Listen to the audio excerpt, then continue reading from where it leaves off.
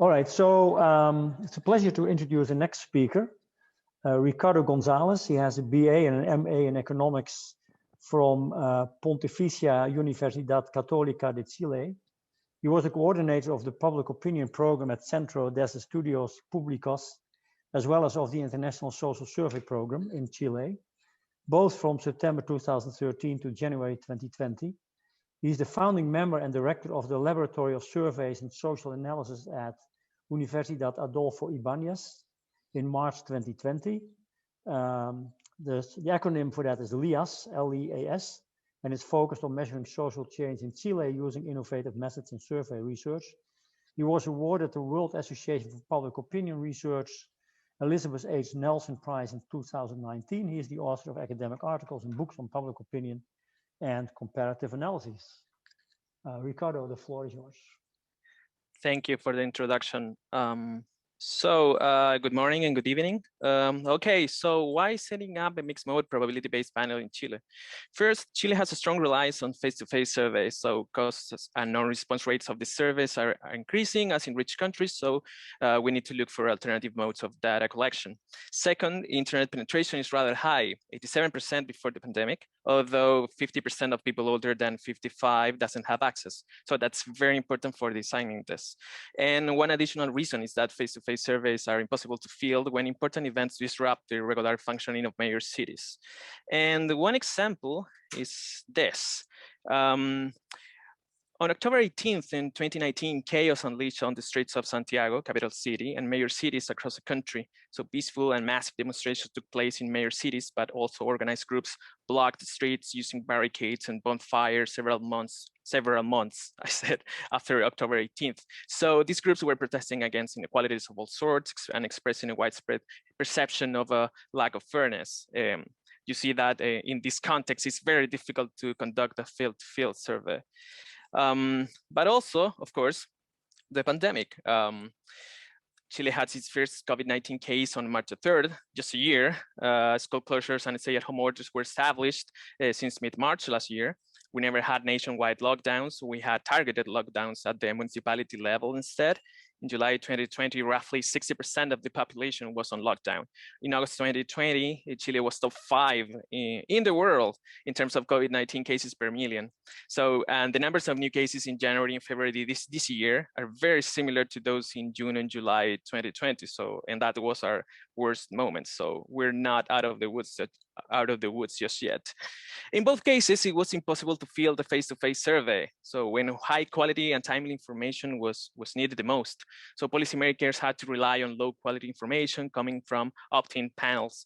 In response to this higher demand for a high quality and timely information, we decided to set up a probability-based panel in Chile. This was the initial plan. I presented this plan at the Riscape workshop that took place in Amsterdam in December 2019.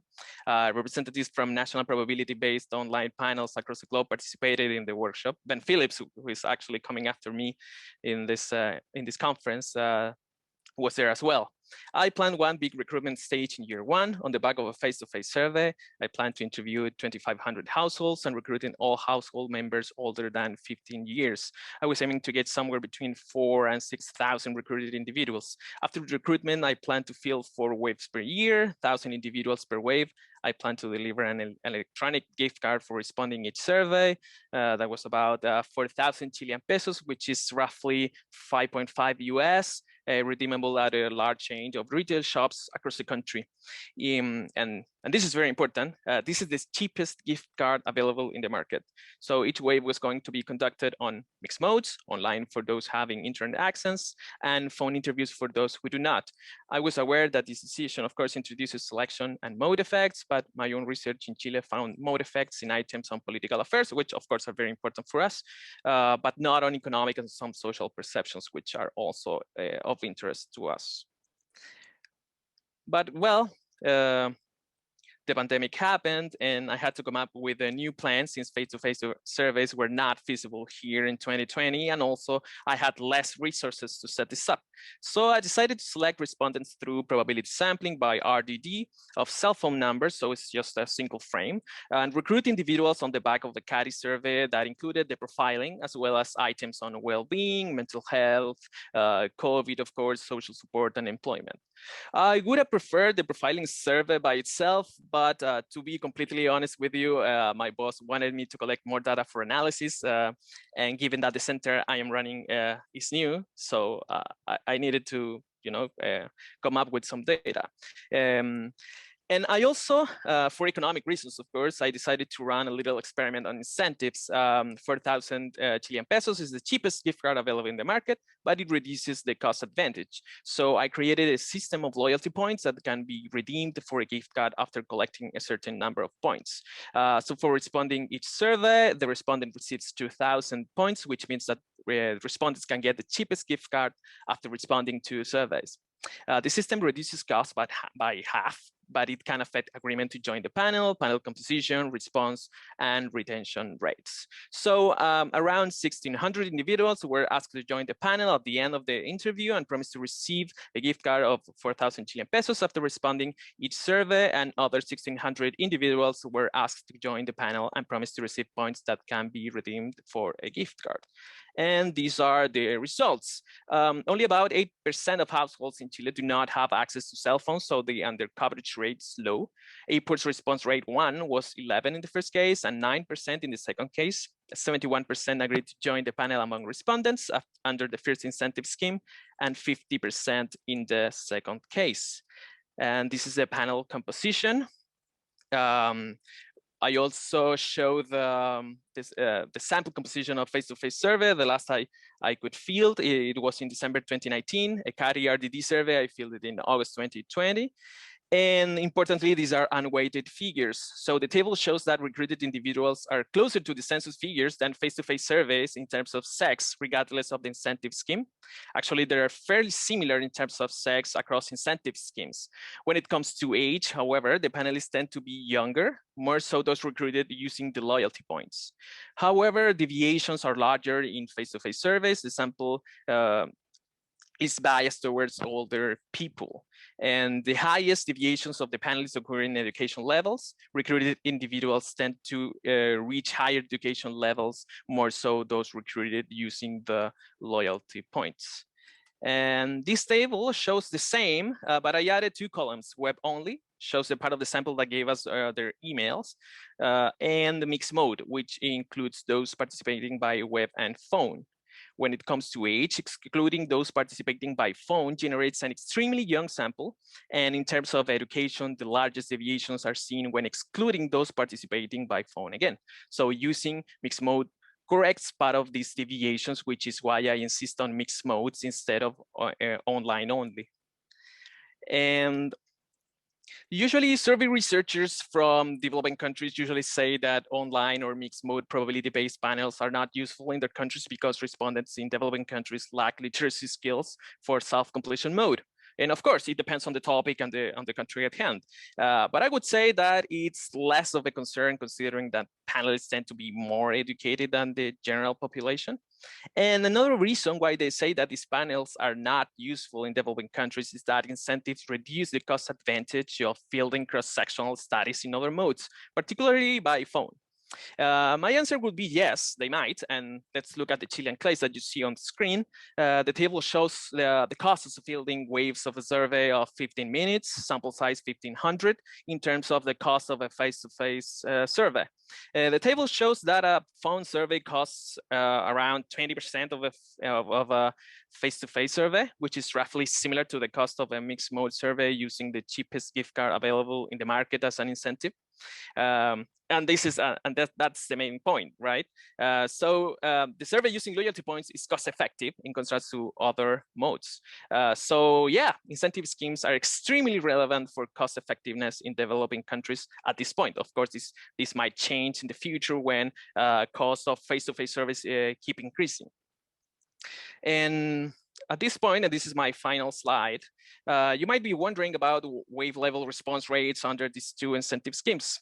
And the truth is that we just came back from holidays. It's summer over here. So I'm actually at the office just a couple of days before this. And so things are moving really slow. So we haven't finished our studies. Preliminary data shows that response rates were very similar under these two incentive schemes, which is obviously a very good thing, but haven't looked at the sample composition.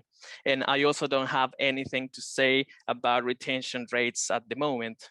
Finally, what next? More recruitment. I am aiming to get at least 4,000 participants, so we will continue recruiting, but no more recruiting on the back of a survey. Why? Because it's an expensive way of getting recruited individuals.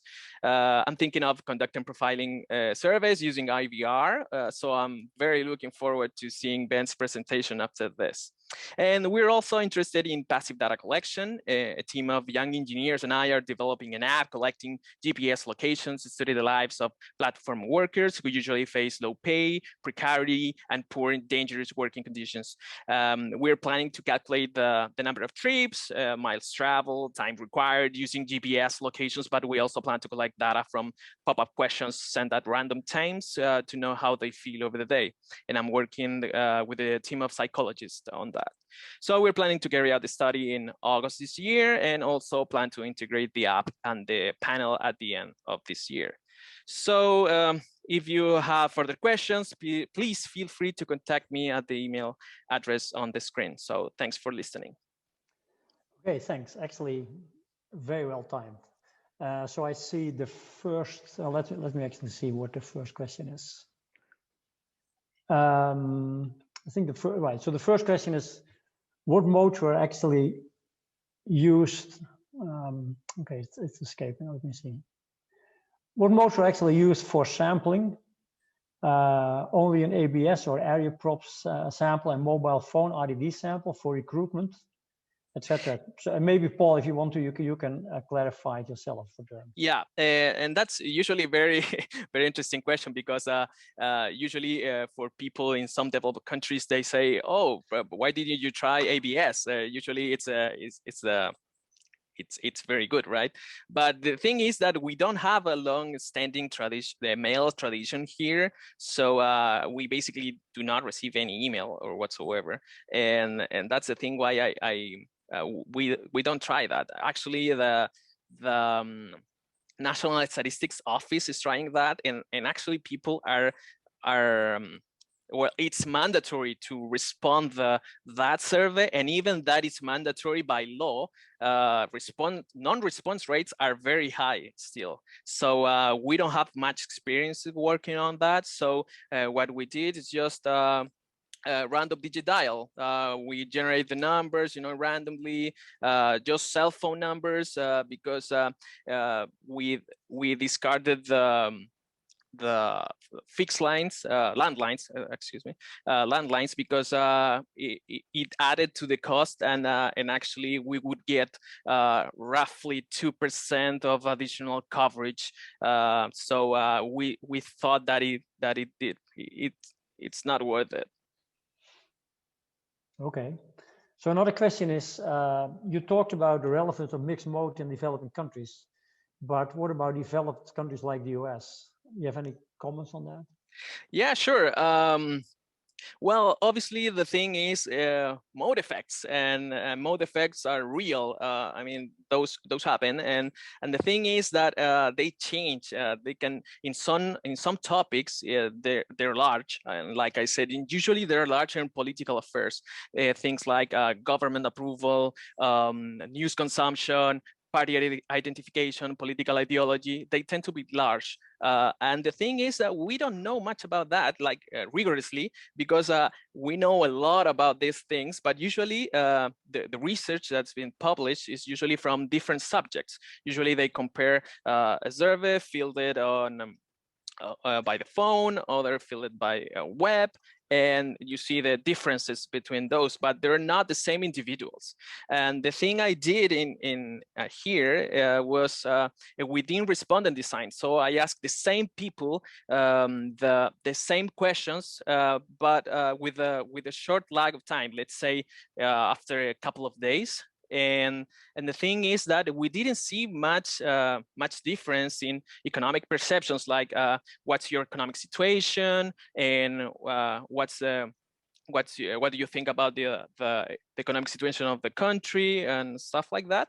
But and also for political trust and other social issues, but we see very large differences in political affairs, like news consumption and voting, party identification, and political ideology. So I think they're very relevant. And well, unfortunately, this experiment was very small. We had 120 individuals, but I think it was very interesting to see how these different modes perform under these different circumstances.